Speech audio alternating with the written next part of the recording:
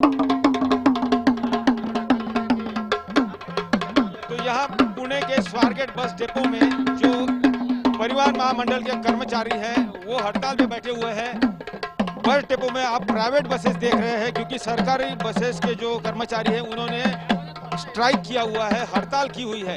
इनकी जो मांगे हैं उसके बारे में जानने की कोशिश करेंगे और राज्य भर में जो ये स्ट्राइक हुआ है, ये हड़ताल हुई है, उससे परेशानी जो हो रही है मुसाफिरों को, उसके बारे में भी जानने की कोशिश करेंगे। आप बताइए कि आपकी जो मांगे है वो सरकार मान्य करने को तैयार है, वो मंजूर करने को तैयार है। 12 हफ्ते का उन्होंने समय मांगा है। हम 12 हफ्ते की वजह से 24 हफ्ते देता हूँ, 24 हफ्ते देंगे हम, लेकिन हमको क्या करो, वहाँ पे विजय कुमार गुजर और सदावर्ती एडवोकेट वकील है, वो उनके पास जाके लिख के दे दो कि हम 12 हफ्ते में कर रहे। इतना लिख के देने के बाद उन्होंने बोल देंगे हमको, अपने को लिख के दिया 12 हफ्ते के बाद आपको शासन में विलीन किया जाएगा, मर्ज किया जाएगा। इतना लिख के देने के बाद हम संप वापस लेंगे। ये बताइए कि आपका जो हड़ताल आपने की हुई है उससे राज्य भर में जो लोग हैं, जनता है, उनको तकलीफ हो रही है। दिवाली के बाद वापस से शहर लौटना है, काम पे लौटना है और सबके लोग वहाँ पे फंसे हुए हैं। तो इसमें आपको ऐसा नहीं लगता कि कहीं ना कहीं आप भी जिम्मेदार हैं? हमने इसमें जो है वो बहुत लेट हो गए हम, इसमें हमारी कोई गलती नहीं है। पैसेंजर जो है वो हमारे ऊपर नाराज नहीं है, ये सरकार के ऊपर नाराज है। हमारा इसमें कोई दोष नहीं है।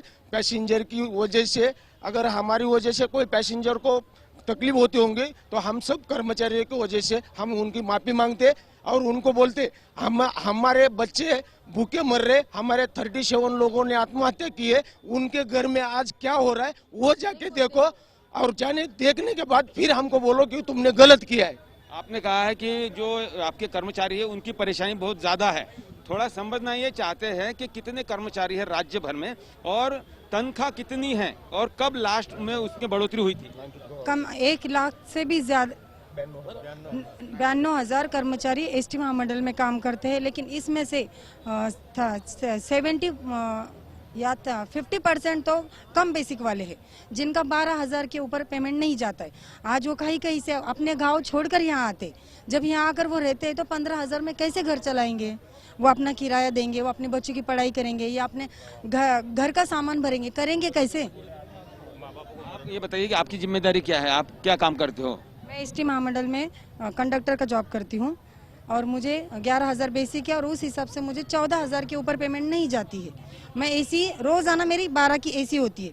ये अगर ये बस हम लेके जाते हैं, इसमें कितने सारे लेडीज होते हैं, इन सबको हम मदद करते हैं, वो जहाँ बोलते हैं हम वहाँ छोड़ते हैं।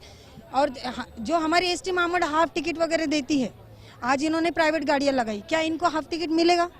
1/4 देते हैं, क्या वो सहूलत मिलेंगी?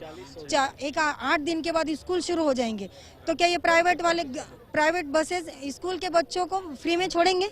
ये जो ग्रामीण बस है, ये इतनी बड़ी बड़ी बसेस यहाँ खड़ी है, क्या ये ग्रामीण में चलेगी? आपका नाम बताइए और आपकी तनख्वाह कितनी?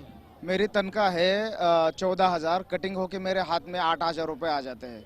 तो बैंक का भी लोन है और बाकी पीएफ वगैरह सब कटिंग होके 8,000, 7,500 से 8,000 के बीच में तनख्वाह आ जाती है। आपकी जिम्मेदारी क्या है? मेरी जिम्मेदारी है कि जो रूल्स के हिसाब से कंडक्टर की जो जिम्मेदारी है, लोगों को अपना हेल्प करना और जो मतलब हाफ टिकट है, 1/4 टिकट है और लोगों को ये मदद करते करते मतलब जो परिवार के जो लोग है, बच्चे लोग हैं और विद्यार्थी लोग हैं, जो पेशेंट्स है, उनको ये जो महामंडल की जो सेवा चलती है, ये हिसाब से उनको मदद करना कंडक्टर का जो जॉब है।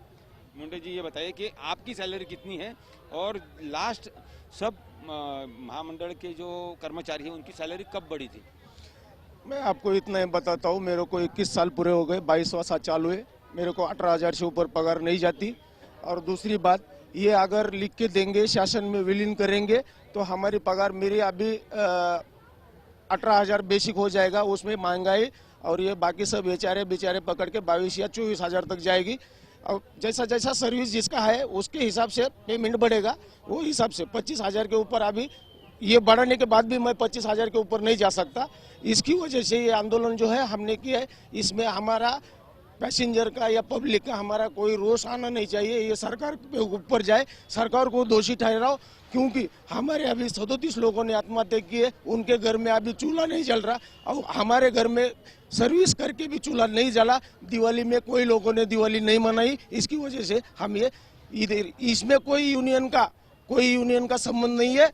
खाली एसटी के पूरे जो वर्कर्स है वो वर्कर्स ही इसमें संप में उतरे और वो जो सदावर्ते साहब है और विजय कुमार गुजर, इन्होंने लीगली कोर्ट को और एसटी महामंडल को और शासन को नोटिस दिया है। उनके छत के नीचे हम सब बैठे। आपने कहा था कि 1996 के बाद सैलरी में बढ़ोतरी नहीं हुई, ये सच है क्या? ये 1996 के बाद 1995 तक सर 950 975 ऐसा ड्राइवर या कंडक्टर का बेसिक था। उसके बाद 96 में वो 2500 और 2700 हो गया। उसके बाद फिर पेमेंट ये 4 साल बेसिक में बढ़ोतरी होना चाहिए। 9000 के करीब है ना बेसिक पेमेंट? नहीं, बेसिक पेमेंट अभी 11,000 है। 11,000 है तो भी ज्यादा है ना, पहले तो 2,500 था 96 में। नहीं, 96 में कनिष्ठ नहीं, 96 में कंडक्टर का 2500 था बेसिक और ड्राइवर का 2700 था। उसके बाद बेसिक में कोई बढ़ोतरी की नहीं। 2008 तक 12 तक बेसिक में बढ़ोतरी अगर होती थी तो 1995 तक हमारा कंडक्टर का ड्राइवर का बाहर के जो गवर्नमेंट के सर्वेंट है उनसे ज्यादा 150 रुपए पगार ज्यादा था। बीएड करे वाले जो स्कूल में पढ़ाते थे शिक्षक लोग, उनको पगार इधर एसटी में ज्यादा था, इसीलिए उधर की नौकरी छोड़ के इधर आए। इधर आने के बाद अभी वो आत्महत्या करने के हिसाब में गए। अच्छा, अभी बताओ कि तुलनात्मक जो सरकारी कर्मचारी है, जो 7th पे कमीशन लागू हुआ है, उनको कितना तनख्वाह है तुम्हारे और उनमें कितना डिफरेंस है? 22 सर उनका जो डिफरेंस है, मेरे दोस्त मेरे साथ ही लगाए 2011 में, वो दूसरे डिपार्टमेंट लगाए, उसका अभी 7th पे कमीशन के हिसाब से 42,000 सैलरी है और मेरी 14,000 सैलरी है। उसको मैं मतलब उसको मिल भी नहीं सकता हूँ कि मेरी मतलब इतनी प्रॉब्लम है। और मैं गवर्नमेंट को ये बोलना चाहता हूँ कि बाबा तुम लोग अगर खुद की पेमेंट बढ़ाते हो, एमएलए हो गए, एमपीज हो गए, तुम्हारा बिल 2 सेकंड में पास हो जाता है। 5 साल में अगर कोई एमपीज हो जाता है तो उसको पेंशन जो है 40,000 से 90,000 के करीब है।